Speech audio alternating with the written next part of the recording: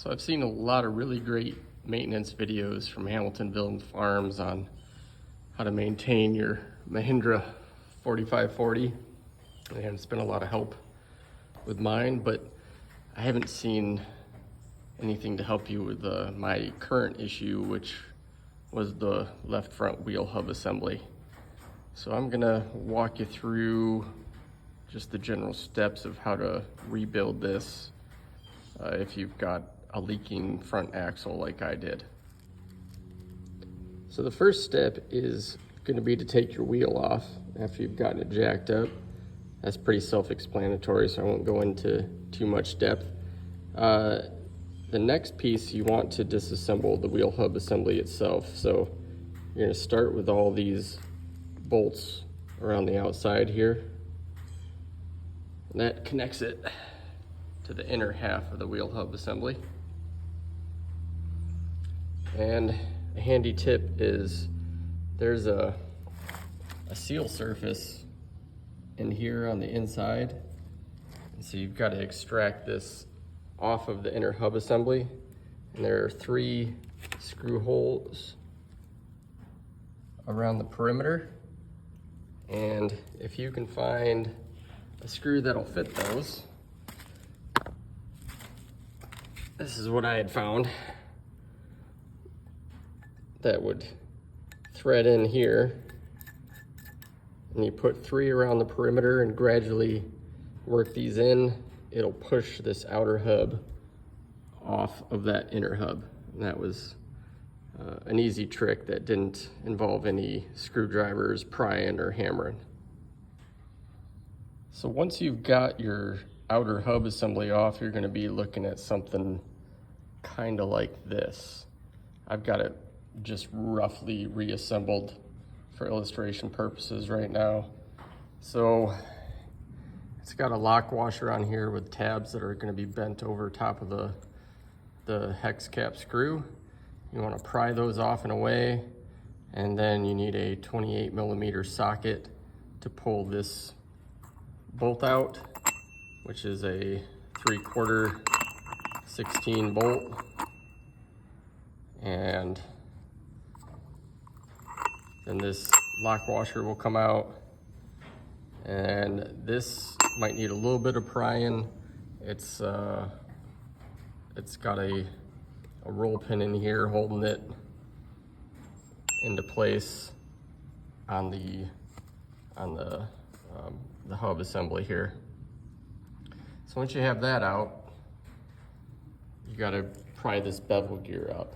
So this is just sitting on top right now, but it'll normally be much closer. And what I found helpful to get it started up off of these splines, which are going to be Loctited in place, is some pickle forks. So I rented a set of pickle forks from O'Reilly's, placed one on each side, and started hammering away to get this bevel drive started up. Once I had enough room, I was able to utilize a bearing puller fastened around the outside here, and basically put that back in there. Or actually, I used a nut like this on top of that hub shaft there, and worked the bevel gear out. The pullers were secured underneath this lip. So you'll actually get a quick demonstration of pulling that bevel gear off, because just setting it back down on the splines, seated it well enough that it didn't pop right off. So I've got the bearing puller sitting on a nut on top of the center shaft there, because the hole in the shaft is too large for the threaded rod of the bearing puller. And then I've got it sitting underneath the lip of that bevel gear. And we'll just tighten that down. Lifts right up.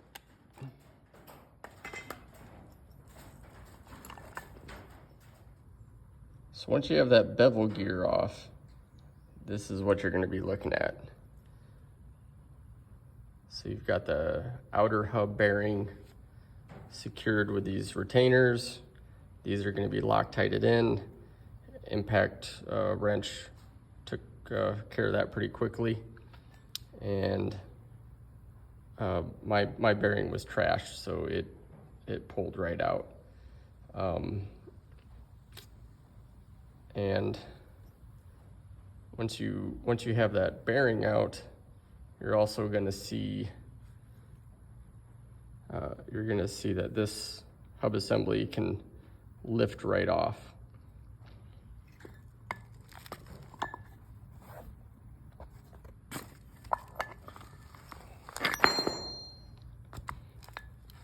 Then you're going to essentially be looking at the outer hub. There's an O-ring here. There was a whole lot of Loctite still stuck to this that I used a razor blade scraper to get off. Cleaned it with some degreaser, put a new O-ring in here. I'll leave a list of the part numbers I put in that I actually replaced.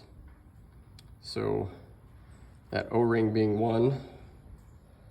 On the outer side of this outer hub assembly, there's a spacer. I got a new one of these just for good measure. I got a new bearing, of course. And underneath that bearing, you're gonna see the oil seal, which since I've already got it in there, I can't take it out and show you, but I can probably show you the old one so you get an idea of what it looks like. All right, so here's a look at some of the pieces I replaced. So that was the bearing that was shot. That is the oil seal that goes underneath the bearing. It has a rubber ring on the inside held in place, held in tension by this spring that was floating around. There's that spacer. This is the O-ring that goes in that seal surface right there. It goes in that slot. And it seals against this inner surface here. And I'll give you guys a screenshot of what I ordered here.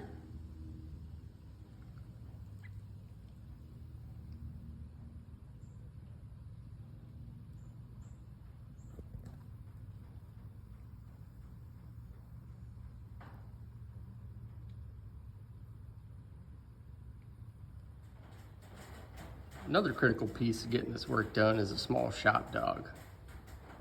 Now you know that you've got your tractor jacked up properly if your dog will lay underneath it.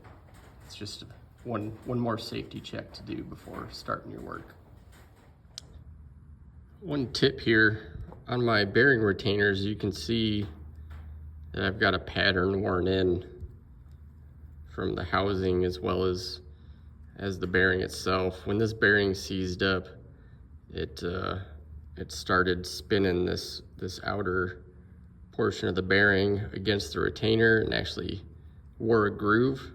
So I flipped these upside down so that I have a nice flat portion holding that bearing in place, assuming that'll be better for keeping it from moving around from where it's supposed to be. Now when you get that outer hub assembly off, you're gonna see some shims in between the outer and inner hub assembly. Now these are just shims, they're not a gasket, they don't seal, especially since there's a gap at the top here. I'm not sure if that's actually for pressure relief or just a nature of the design, but I'm going to reuse these because they come in several different thicknesses, so I'm assuming the thickness I have is the thickness I need. We'll see if that's the case once I get everything back together. And then all the sealing of the oil is going to be on this inner diameter here. All right, so I've got the bevel gear back over the axle shaft now. The splines, the service manual calls for Loctite 638 on a drop of each on each spline to help lock that in. You're driving it over the spline and over that spacer. I've got the old one here. You're driving it back over that as well. So it's going to take quite a bit of force. You can't really use the press for that necessarily. I found what worked best is a bearing driver that I rented from O'Reilly's and just was able to hammer that down. And next, I'm going to torque this up to about 50 foot-pounds. I think the manual calls for about 65 Newton meters, and it's somewhere in between 45 and 50 foot-pounds. All right, so we got that nut torqued down with a 28 millimeter socket. Had some pry bars and a hammer, and I beat on that lock washer to wrap around it and hold it tight. And I've started greasing up that mating surface, getting prepped to put the new O-ring on. So this is our brand new O-ring, and we're gonna put it in place right there. It doesn't call for any grease in the assembly procedure, or at least not as much grease as I'm putting on, but I figure it can't hurt. All right, one other benefit of the added grease is it really helps stick your shims down. So the shims are right there. And what I did is I matched them up with the holes here from where I had pushed out the outer hub assembly. And also, you can see here, like there was a rusty spot where these shims didn't meet up. So you can use that.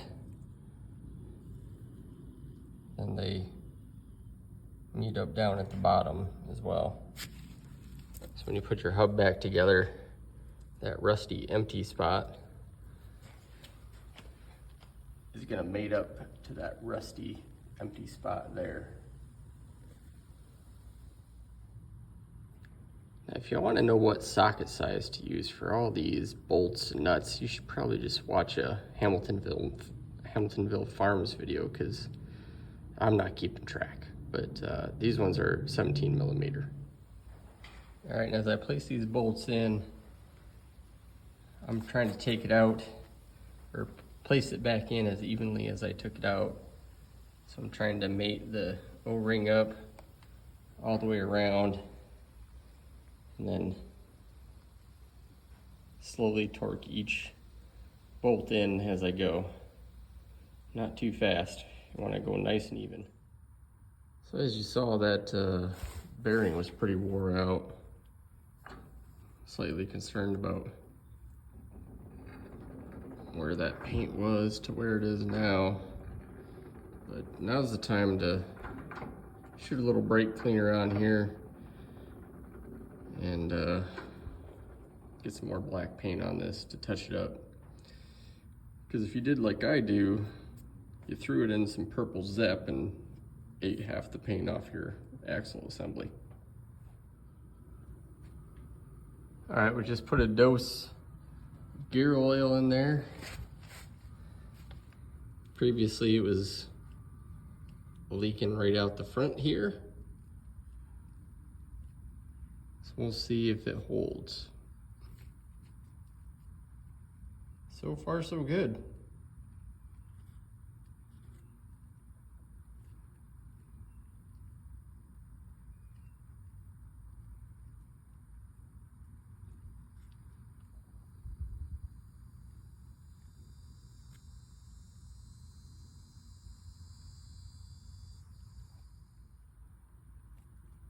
So when you're waiting on your paint to dry, just go head over to Hamiltonville Farms YouTube channel.